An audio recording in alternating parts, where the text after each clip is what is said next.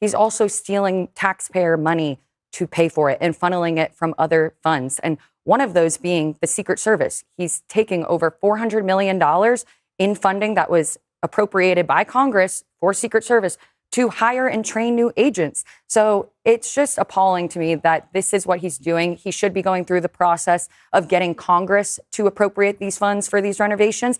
He tried and he failed, and now he has to steal it from other funds for the tax.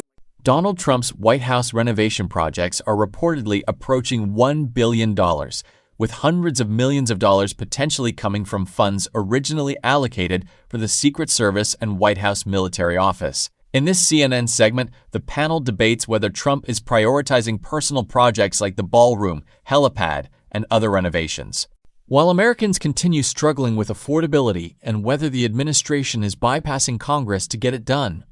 Now, if you're new here, I'm Bradley Hostin, and this is The Bradley Hostin Show. If you enjoy honest political commentary, don't forget to like, share, and subscribe. As usual, let's watch the clip, and then I'll give you guys my thoughts afterwards. New reporting on the ballooning price tag for President Trump's construction projects at the White House. The Washington Post reports the Trump administration is set to spend at least $900 million, a majority of that for the new ballroom complex, but also includes the new helipad and a new visitor screening center. That number is primarily taxpayer dollars, which the president, of course, once said would not be spent on the ballroom. Complicating the money trail, the Post finds the administration is moving some funds through an obscure office called the Executive Residence, which is normally used for housekeeping and repairs on the residential side of the White House. The Washington Post investigative reporter Jonathan O'Connell is on the byline, joins me now. Jonathan, so just walk us through your reporting on this. How much of this $927 million, according to the reporting by you, is going to projects that could be considered necessary and might have been undertaken no matter who was in the White House, compared to how much is going to President Trump's personal priorities like the ballroom, the new helipad, the Rose Garden revamp, the list goes on? Oh, sure. I think the White House Visitor Center has been envisioned for a number of years. Previous administrations have talked about it, and there's been some planning around it. The centerpiece of this, of course, is the East Wing, where President Trump would like to have a new ballroom. There have been discussions previously about whether the East Wing needs upgrades or could have a larger ballroom. The issue here really is that he just knocked it down without a plan that Congress had seen and without any funding that Congress had at least intentionally provided for it. So now he's somewhat locked up in court over whether he can continue going because he did this sort of workaround with Congress. And how much of this, is it known, is taxpayer money, and are there any restraints on how it's actually used? So this $927 million, Anderson, is the best tally we have. Of that, we can see around $305 million appears to be donations, private donations. And the president has said repeatedly that the ballroom portion of the East Wing will be paid for by private donations. Sometimes he's left out the reality that the rest of the East Wing is going to be paid for by the public. And we can see, again, like these large transfers of money by the budget office that are coming from the Secret Service, from the White House military office, that are, they've been appropriated money by Congress. It's a little unclear what the source of some of them are, but beyond that. Is there any historical precedent for renovations in and around the White House at this scope and this expense? Man, Anderson, you got to go back a pretty long way. I mean, in 2008, 2009, under George W. Bush and President Obama, we had some upgrades to really like infrastructure of the building, because it is a very old building, like the lighting, HVAC, electrical, that sort of thing. Other than that, you got to go back to President Truman, because at that time, a significant portion of the White House was really almost falling apart. And there was an expensive, at the time, renovation. But even that, like, previous presidents, when they want to make, or previous administrations, when they want to make upgrades to the White House, the people's house, they make a proposal, they send their people to Congress to ask for money, and the Congress debates whether to provide it or not and how quickly to provide it. And then they use that money and go out and contract for companies to build it. And they just have skipped so many of those steps here. Has the White House responded to your reporting? Yes. Again, they're standing firm on the idea that the ballroom specifically within the East Wing would be paid for by private donations. And they say that their transfers of this money that has been appropriated by Congress will be spent and is being spent according to Congress's original intent without necessarily saying where the money is from and how much they're planning to spend and all. Jonathan O'Connell, as always, great reporting. Thank you so much. Sarah, start with you. Obviously, you spent time at the White House in this administration previously. What do you think about this? I mean, this cannot be good for Donald Trump. Let me just say that it seems like Trump missed his true calling, which was to be first lady or first gentleman, so he could actually take the time to focus on these types of pet projects of decorating the White House. But instead, he's president of the United States. These should not be his priorities, but spending almost $1 billion on this is not what voters signed up for, especially when we're facing an affordability crisis. Voters don't want to see him like playing with these pet projects and designs of the new ballroom and all of these things.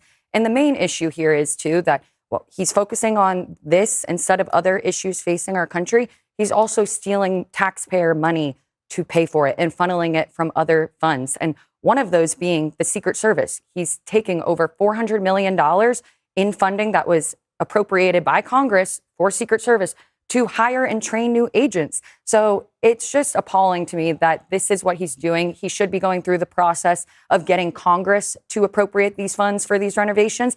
He tried and he failed, and now he has to steal it from other funds for the taxpayers. And, I think we've seen the result of it. I mean, many times the Trump administration is giving out no-bid contracts to donors and friends of the family, et cetera. We saw how that worked with the reflecting pool. Isn't that what it's called? The big reflecting pool? I mean, you give out contracts to people who are ill-equipped to do the work necessary. It's not just the reflecting pool. It's the ballroom. columns, it's the ballroom, it's also the helipad. It's the Rose Garden. The golf clubs in D.C. I mean, there's a huge number of projects here. I don't know what happened to conservatism. I mean, I remember when Republicans used to be I don't know what happens to separation of powers. At some point, Congress is going to have to reassert its role in our democracy, but it's not going to happen under the current circumstances. And I also have an issue with his taste. I live in D.C. and all that yellow gold stuff is gaudy. It's tacky. Now you live in Virginia. That's true. Thank you. Good point. But I work in real thing. I work in D.C. I don't mean to fact check you. And no, I sit corrected. But all that yellow gold everywhere, it's tacky. And and he's also out of touch because it's a slap in the face to voters who are dealing with affordability right now. Just briefly, Scott, who should replace Caroline Leavitt? Obviously, she is stepping Scott down. Jennings. And are you throwing your hat in the ring? Who do you? Yeah. Well, first of all, you're throwing your hat in the ring. And will you serve, Scott? Answer the question. No, look. Answer the question. I don't know, but I'll tell you this: Caroline Leavitt has been maybe the greatest White House press secretary in the last 30 years, at least. She's been nothing short of brilliant. She's done it while raising a young family. I think it's great that she's going to go spend time with her family, but I don't know a single Republican in the country who isn't in awe of and in appreciation of Caroline tonight. So Godspeed on your journey back to your family. You've done great stuff. Do you want the job or not? Let me help Scott. Democrats are afraid of Scott Jennings becoming press secretary. There you go. Now you got the job. By the way, you guys deprived me of my, Obama renovated the complex, $376 million, which is about $570 in didn't use as much gold. I'm just saying, it's not unprecedented for presidents to spend a few $100 million renovating the White House complex. All right, some presidents have knocked down the East Wing without telling anyone first. Well, it'll be better when it's done, Josh. The Washington Post has a really smart story out. Speaking of Secret Service needing to keep the president safe, they're reporting that the Trump administration is planning to use millions from Secret Service funding to pay for the construction of White House projects like the ballroom, the helicopter pad, so on and so forth. The Washington Post says the administration planning to spend at least $900 million, $500 million of it coming from the Secret Service and White House military office. I know that's not how Congress appropriated it. Sure, yeah. OMB can do a lot of things, it turns out. There's a lot of gray area there, and they've figured all that out. What's your read on it? Well, first off, the reason OMB can figure that out is because Congress is unwilling to exert its own authority. Yes. That's the key. And the founders of the Constitution of this country always assumed there'd be somebody like Donald Trump that would come along. They never assumed that Congress would so willingly give up its power. What they're planning to do, I'm guessing, is to use this budget and then come to Congress later and say that they have to worry about security of the president and everybody else, and they need more money to cover that. And Congress will be like, well, sure, we want to keep the president safe. Now, also keep in mind, they have pulled Secret Service protection and other protection from former administration officials. They did this all within like the first month. You think of John Bolton and others, Mike Pompeo, they pulled protection from them, even members of their own administration. They play games with this, and I think Congress needs to stand up and say, no, you can't do it. And if Congress does that, they can stop it from happening that won't happen. Yeah, fingers crossed, though. I saw what you're doing there. It's a super important point. Don't blame OMB, don't blame Rust Vote, don't blame the administration. They're doing what they can because Congress is abdicating their responsibility. So there's a lot to unpack here, but for me, the biggest issue isn't even whether the White House should be renovated. Obviously, the White House is an incredibly old building, and some renovations are necessary. The issue is how this is being done and where the money is coming from. We're talking about almost $1 billion in projects, with hundreds of millions reportedly being moved from funds that Congress originally appropriated for things like Secret Service operations and the White House military office. And that's where I think the panel made an extremely important point. Congress is supposed to control the purse.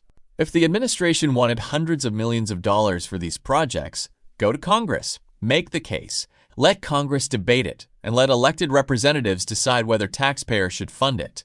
Instead, we're hearing about money being moved around through an obscure office that traditionally deals with things like housekeeping and repairs. And I think that's why the phrase separation of powers matters so much here, because this isn't simply about whether Donald Trump wants a ballroom. It's about whether a president can decide that something is a priority, find money that Congress appropriated for something else, and essentially work around the normal process. And then there's the timing. Americans are being told to deal with high prices, affordability problems, and difficult economic conditions while we're watching potentially hundreds of millions of dollars being spent on presidential construction projects. That's going to rub a lot of people the wrong way. And honestly, if you're a conservative who believes in limited government, fiscal responsibility, and congressional authority, this should concern you regardless of whether you like Donald Trump. You can't suddenly abandon those principles because your preferred president is the one in the White House. And I also found the discussion about previous White House renovations interesting because, yes, previous presidents have spent substantial amounts of money renovating the White House complex. But that's not really the argument. The question is whether those projects went through the proper process. If Congress appropriated the money, then fine. If there was a legitimate infrastructure need, fine. But knocking down part of the White House and then figuring out how to fund it afterward is a completely different situation. And that's ultimately what I think voters should be paying attention to. This isn't about whether the ballroom looks good. It's about accountability, transparency, and who actually has the authority to spend the American people's money. So let me know your guys' thoughts down in the comments section below. Do you think these White House renovations are justified? Or do you think the Trump administration is going too far by moving taxpayer funds around without proper congressional approval? As usual, don't forget to like, share, and subscribe for more news commentaries. I'll see you guys in the next one.